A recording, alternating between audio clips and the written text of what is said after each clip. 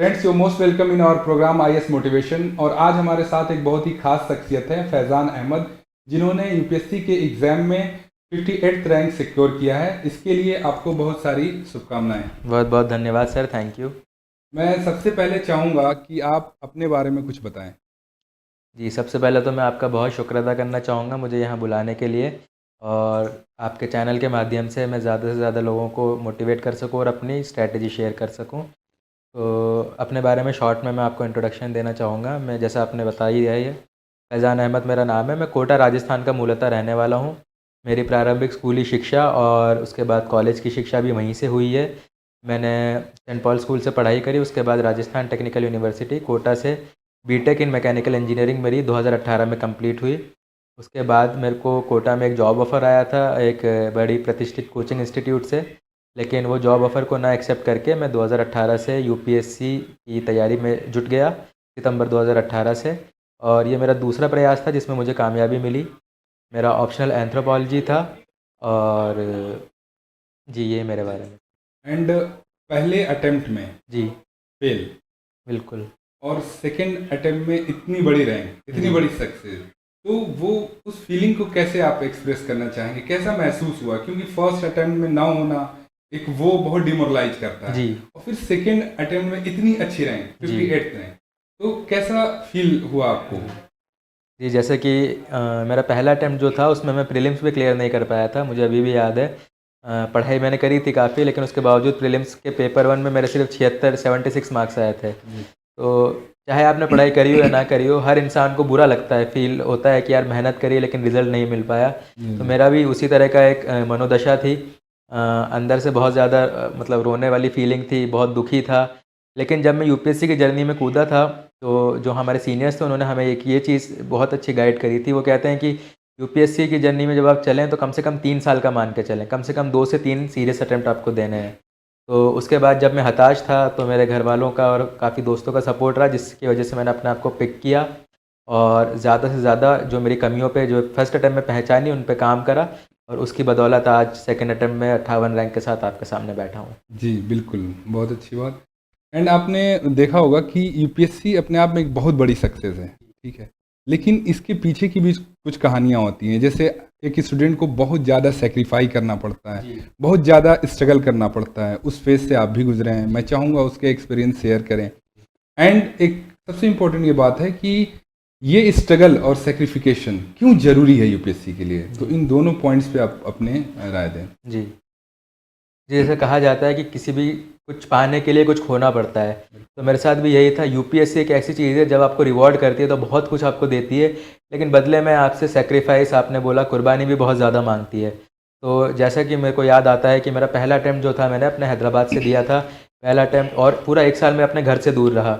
इससे पहले मैं कभी अपने घर से दूर नहीं रहा। मेरी स्कूली शिक्षा, कॉलेज भी कोटा से ही हुआ है। तो मेरे लिए एक बहुत बड़ा चैलेंज था वो, घर का खाना ना मिल पाना, घर वालों का बिल्कुल प्यार ना मिल पाना।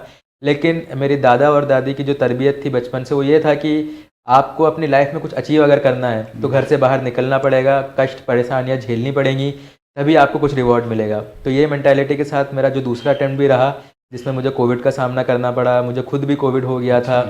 यहाँ तक कि सेक्रीफाइस ये तक हुआ कि मैं काफ़ी वक्त तक घर नहीं जा पाया, और कोविड के दौरान ही मेरे जो दादा और दादी थे, जिनकी हमेशा ये मोटिवेशन और मेरे लिए इंस्पिरेशन रहा, यूपीएससी आपको करना है, मैंने उन तक को खो दिया इस जर्नी के दौरान। और सबसे बड़ा सेक्रीफाइस मुझे लगता है यही था कि आज जब मैं सक्सेसफुल हूँ तो वो मेरी खुशी मेरे साथ बांटने के लिए मेरे साथ मौजूद नहीं थे।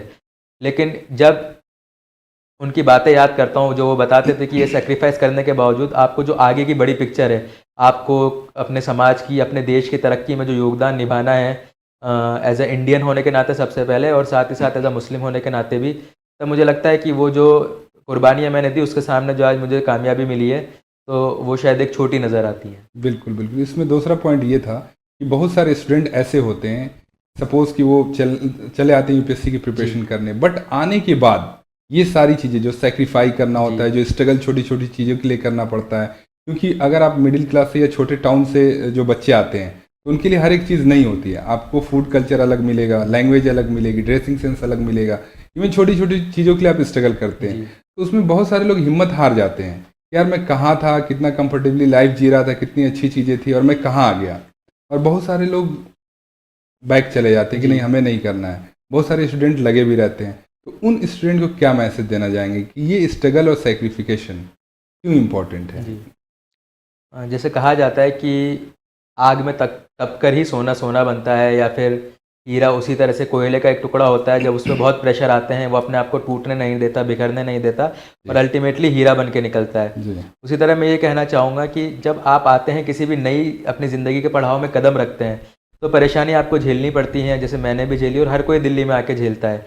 लेकिन जो इन प्रारंभिक परेशानियों से बच के इनका सामना करके लेकिन अपने टारगेट पे फोकस रहता है, जी तो अल्टीमेटली उसको इसका रिवॉर्ड ज़रूर मिलता है। देखिए मैंने कहीं एक बहुत फेमस एक टीवी शो था टीवीएफ पिक्चर्स करके जो बनाया था, उसमें एक बहुत अच्छी बात मुझे लगी थी। उसमें एक लड़का जो कहता है कि magic happens outside the comfort zone, यानी जब आप कंफर्ट जोन से बाहर निकलते हैं तभी आपके साथ कुछ अच्छा हो पाता है।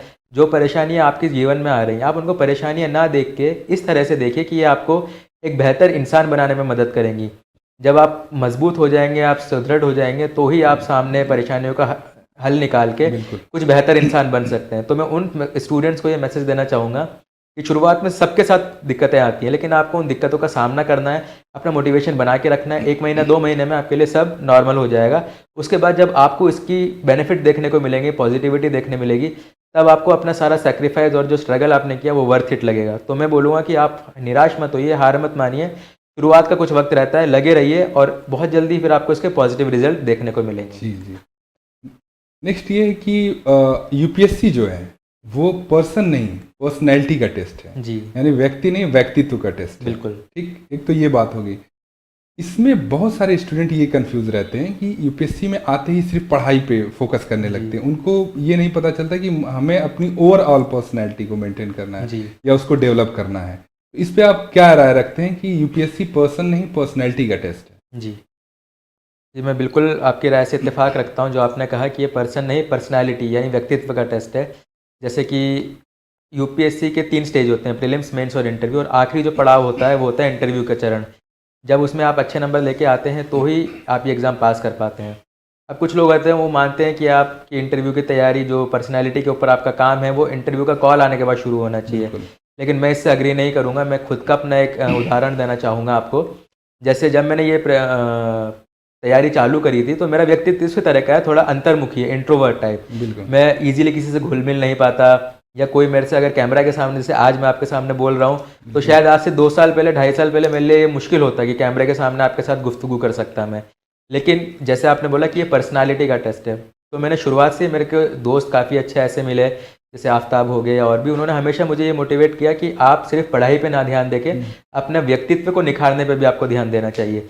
जैसे उन्होंने मेरे को बताया कि अगर आपके बात करने का तरीका काफ़ी तेज़ है तो आप धीरे बोलिए, उसमें ठहराव लाइए, ज़्यादा से ज़्यादा लोगों से बातचीत करके इंटरेक्ट करिए ताकि आपके बोलने का, नए लोगों से मिलने का डर निकले। और इस तरह की चीज़ें मैंने देखा कि मैंने शुरू से ही करी। सिर्फ मेरा इंटरव्यू कॉल आने के बाद मैंने इनमें बदलाव नहीं लाया, क्योंकि 1 या 2 महीने में आप अपनी पर्सनालिटी नहीं बदल सकते। बिल्कुल। शुरू से 2 से 2.5 साल जब मैं एक कंटिन्यूसली प्रोसेस को चलता रहा, तो जब मेरा इंटरव्यू का कॉल आया तो मैंने देखा कि मेरे काफ़ी सारे दोस्त थे जो इस तरह की परेशानियों को झेल रहे थे। जी। उनके बोलने की स्पीड बहुत तेज़ थी जी। या आई कांटेक्ट अच्छा नहीं था। तो मुझे यहाँ पर एक एडवांटेज मिला, क्योंकि मैंने शुरुआत से ही ये प्रोसेस को साथ में लेके चला। तो मैं यही कहना चाहूँगा कि जो भी तैयारी कर रहे हैं, पर्सन के साथ साथ ये पर्सनैलिटी का ज़्यादा टेस्ट है, तो आप अपने पर्सनैलिटी को उसी तरह से डेवलप कीजिए, निखारिए, इम्प्रूव कीजिए, ताकि जब अल्टीमेटली आपका इंटरव्यू का जो मेन राउंड रहेगा उसमें आपको इससे फ़ायदा रहेगा। और जैसे मेरे खुद के मैं बताऊंगा, मेरे इंटरव्यू में 190 मार्क्स आए थे, तो इसी की बदौलत थे कि साथ में पूरी तैयारी करता रहा। तो आप भी अपनी पर्सनैलिटी पे भी काम करिए और पढ़ाई पे भी काम करिए, क्योंकि UPSC wants all round officer, तो ये तभी आपका पॉसिबिलिटी रहेगी। बिल्कुल बिल्कुल।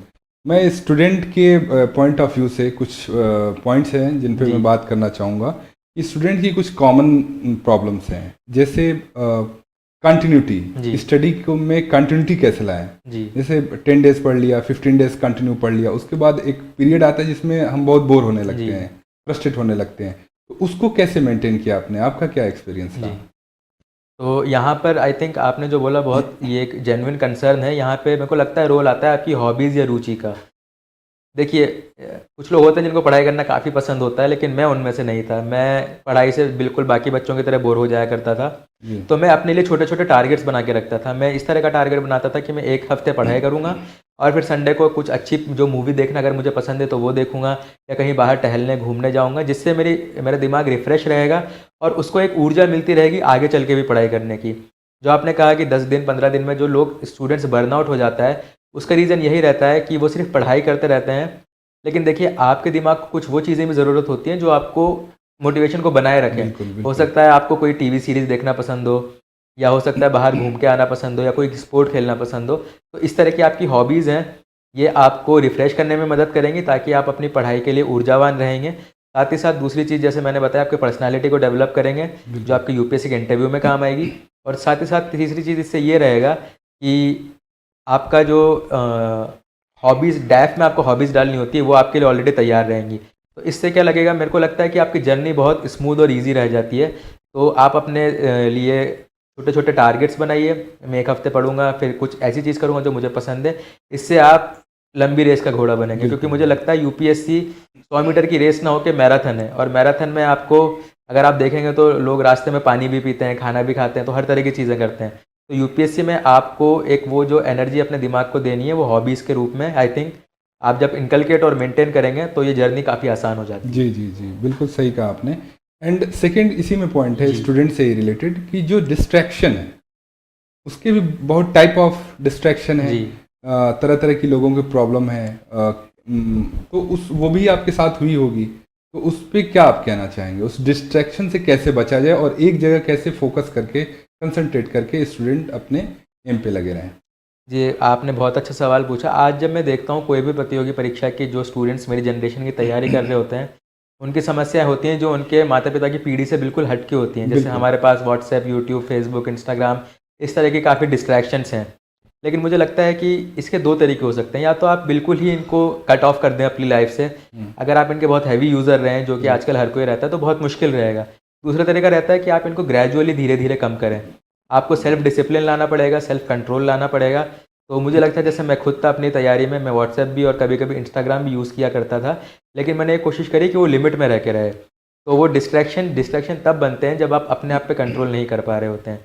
लेकिन हाँ, अगर आपका एक्सट्रीम केस है जिसमें आप सेल्फ रेगुलेट नहीं कर पा रहे हैं, तो आप अपने दोस्तों की या अपने परिवार की मदद ले सकते हैं।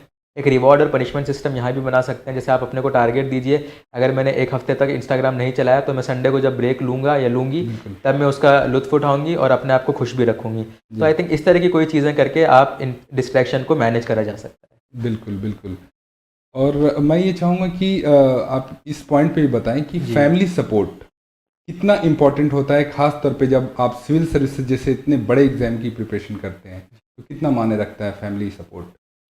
जी, फैमिली सपोर्ट, मुझे लगता है कि आज अगर मैं आईएएस हूँ तो इसमें मेरी मेहनत तो बहुत छोटा हिस्सा है। जी। लेकिन जो मेरे फैमिली की सपोर्ट और दुआएँ जो उनकी थी मेरी इस जर्नी में, वो एक बहुत इंपॉर्टेंट रोल प्ले किया। फैमिली का सपोर्ट इसलिए ज़्यादा ज़रूरी रहता है क्योंकि जैसे आपने बताया, इस एग्ज़ाम में लंबी रेस का घोड़ा भागना पड़ता है आपको। लंबा एग्ज़ाम रहता है तो आपका बर्नआउट होता है, आपको डिमोटिवेशन होता है। उस वक़्त फैमिली अगर आपकी सपोर्टिव है हर तरह से, इमोशनली, फिज़िकली, आजकल मेंटल हेल्थ के काफ़ी इश्यूज़ देखने को हमें मिल रहे हैं ऑलरेडी। तो फैमिली के सपोर्ट की वजह से आपको इन सब चीज़ों से पार पाने में बहुत एक मदद मिल जाती है। जैसे मेरा पर्सनल एग्ज़ाम्पल, कभी मुझे लगता था कि मेरा पढ़ने का मन नहीं कर रहा, तो मेरे कज़न्स होते थे या मेरी छोटी बहन होती थी, भाई होते थे, मैं उनसे बात करके अपने आप को पॉजिटिव मोटिवेट रखता था। क्योंकि अल्टीमेटली मुझे लगता है कि यूपीएससी का एग्ज़ाम तब आप क्लियर कर सकते हैं जब आपके अंदर एक पॉजिटिविटी हो और अपने पे बिलीफ हो। तो फैमिली का इन दोनों चीज़ों को मेंटेन करने में बहुत इंपॉर्टेंट रोल रहता है। तो मेरे को ये लगता है कि आज मेरी जो कामयाबी है, मेरी ना होके मेरी फैमिली की ज़्यादा है। जी, जी। जनरली आपने देखा होगा जब बात यूपीएससी की आती है, जी। आईएएस की आती है, तो लोगों को यही लगता है कि UPSC means IAS, IPS, IFS. जी। और सोशल मीडिया पे आपने देखा होगा बहुत सारे वीडियोज़ वायरल होते हैं जी। ड्रेसेस के अंदर, जी। और बहुत सारी एक्टिविटीज़ इस तरह की होती हैं। जी। तो जनरली लोग ये सोचते हैं कि अगर आईपीएस बन गए, तो एक वर्ड टर्म यूज़ होता है नॉर्थ इंडियन भौकाली, जी। ठीक है?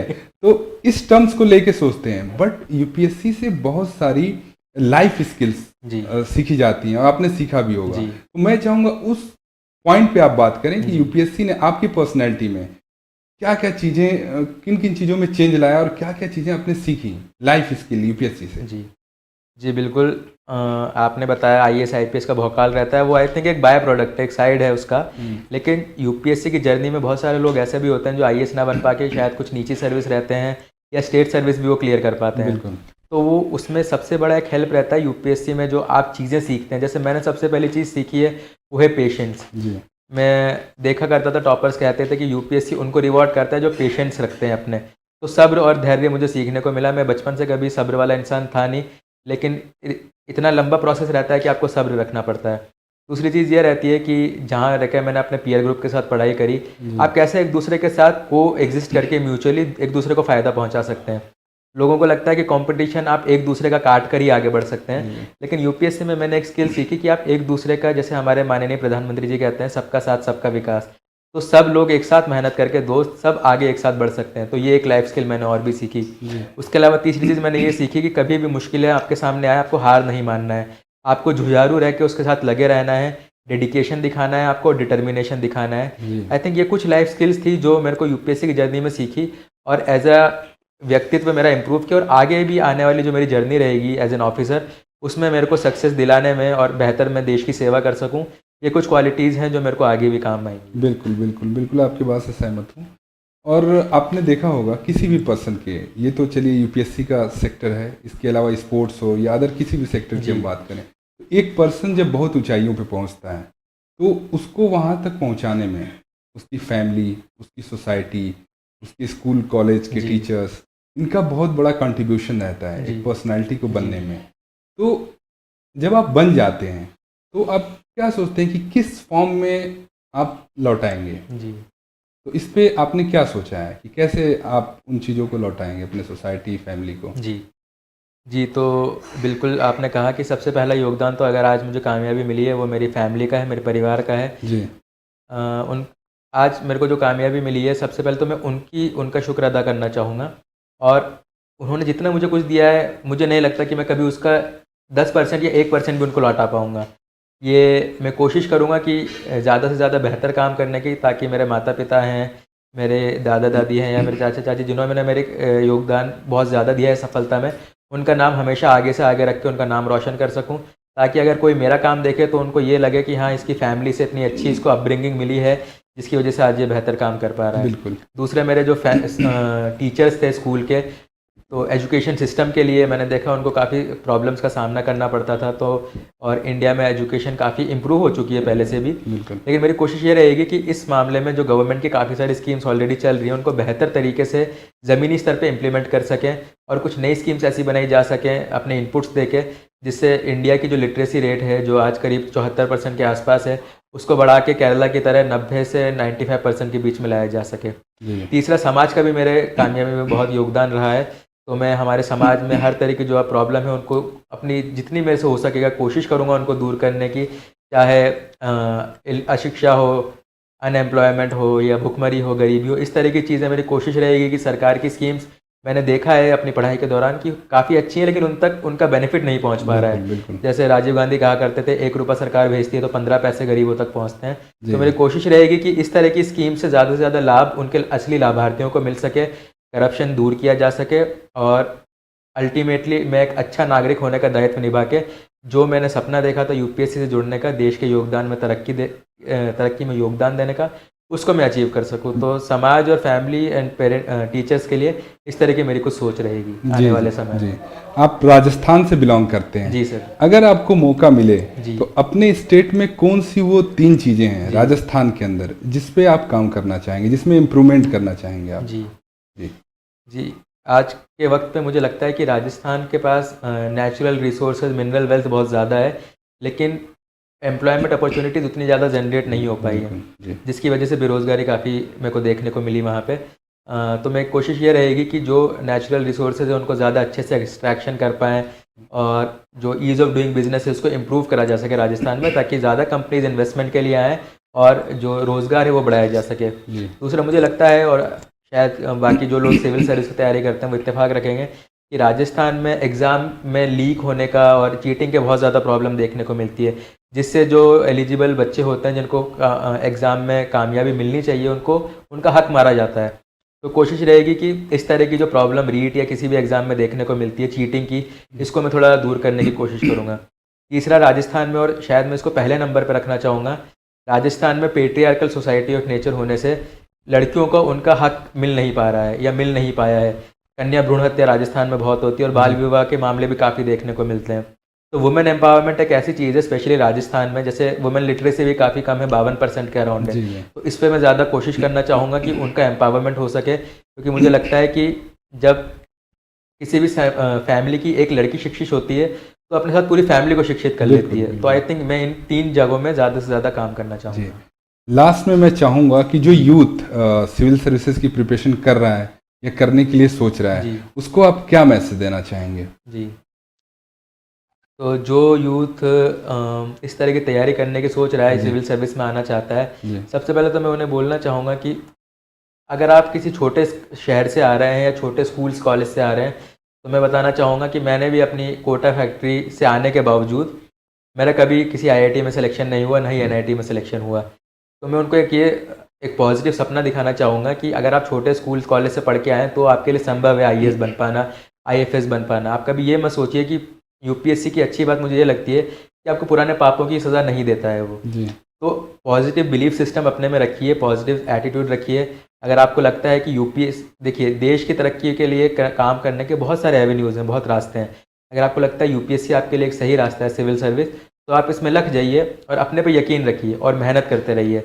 मेहनत करते रहिए, निरंतर पढ़ाई करते रहिए, चाहे प्रीलिम्स हो, मेंस हो। मुश्किलें आएँगी, मुश्किलों का सामना करके अपनी फैमिली के सपोर्ट सिस्टम के साथ आगे बढ़ते रहिए और कुछ ना कुछ अच्छा बन के आप, अगर यूपीएससी भी नहीं हो पाया तो स्टेट सर्विस में भी आप अच्छा योगदान देके अपनी स्टेट के लिए और अल्टीमेटली देश के लिए कुछ ना कुछ आप अच्छा कर सकते हैं। जी तो मैं उनको यही बोलूँगा कि अपने लाइफ के प्रति सीरियस होइए, पढ़ाई में ज़्यादा से ज़्यादा रुचि दिखाइए, क्योंकि जैसे कहते हैं पढ़ेगा इंडिया तभी तो बढ़ेगा इंडिया। बढ़ेगा इंडिया। तो ये मेरा कुछ एक मैसेज रहेगा ताकि वो शायद मेरी जर्नी से मोटिवेट हो, इंस्पायर हो और कल को जो लोग मेरा ये वीडियो देख रहे हैं उनमें से ज़्यादा आईएएस और आईपीएस और आईएफएस ऑफिसर बन के निकले। जी जी थैंक यू सो मच, आपने अपना इतना इम्पोर्टेंट टाइम स्टूडेंट्स के लिए निकाला। Thank you sir. एंड मैं चाहूँगा कि सारे स्टूडेंट को ये बताना चाहूँगा कि हमारे प्लेटफॉर्म पे ऐसे ही जो सक्सेसफुल पीपल हैं वो आते रहेंगे और आपकी कोई भी क्वेरीज हो या कुछ आप जानना चाहते हैं या कुछ आप सीखना चाहते हैं, आपकी कुछ भी प्रॉब्लम हो यूपीएससी एग्जाम से रिलेटेड, तो ये जितने भी सिलेक्टेड कैंडिडेट आते हैं ये सारे आपको उसमें हेल्प करेंगे। आपको वीडियो के नीचे लिंक दिया जाएगा व्हाट्सएप नंबर पर जिस पे आप हमसे कनेक्ट हो सकते हैं। Thank you so much. Thank you sir.